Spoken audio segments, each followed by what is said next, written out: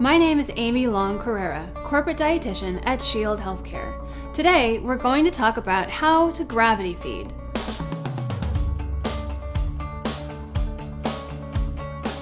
Gravity feeding is a way to deliver formula into your feeding tube using a gravity bag.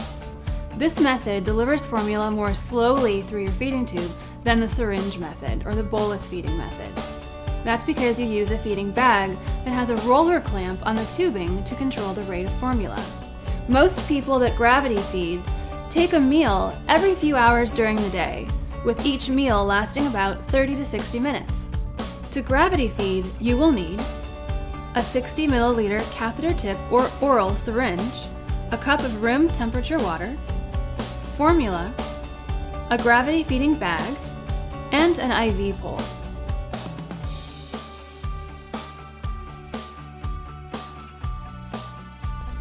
Always wash your hands before handling your tube or any supplies.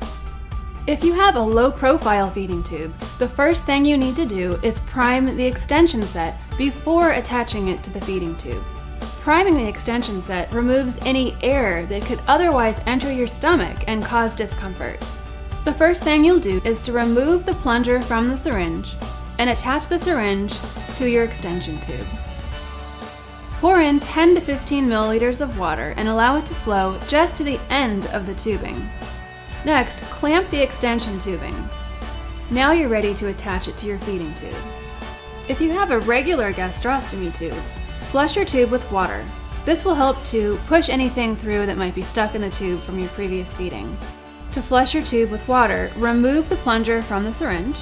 Next, take your syringe and attach it to your feeding tube. Now you'll pour in 10 to 15 milliliters of water into the syringe and let it flow through your tube. Now go ahead and grab your formula container. You'll want to shake it and clean off the top before you open it. First, close the clamp on the gravity feeding bag. Open the bag and pour in the desired amount of formula. You'll want to carefully squeeze the air out of the bag before you close it. Go ahead and hang the bag on the IV pole. The next thing we'll want to do is prime the bag's tubing to remove air. This will prevent air in the tubing from going into your stomach and making you uncomfortable. Slowly open the roller clamp and allow the formula to flow until it reaches the tip of the tubing. Now close the clamp. Remove the cover on the tip of the gravity bag's tubing. Now you'll attach the tip of the tubing to your feeding port. Slowly open the roller clamp to start feeding. You can control the rate of feeding by adjusting the roller clamp.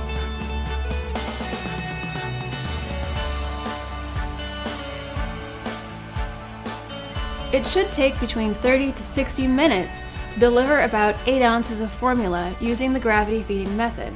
This depends on your tolerance. You can speed up the feeding by opening the roller clamp, or you can slow it down by closing the roller clamp on the tubing. You may need to slow down your formula if you experience nausea or fullness during your feeding. You may also need to slow down your formula if you have diarrhea or an upset stomach immediately after your feeding. When you're done feeding, remove the gravity bag tubing from your feeding tube. Be sure to always flush your feeding tube with the amount of water recommended by your doctor or your dietitian. Close the feeding port. If you have a low-profile feeding tube, remove the extension tubing. Be sure to always wash your hands and always wash and air dry all the equipment that you used. You can refrigerate leftover formula for up to 24 hours. That's it for today. Thanks for watching.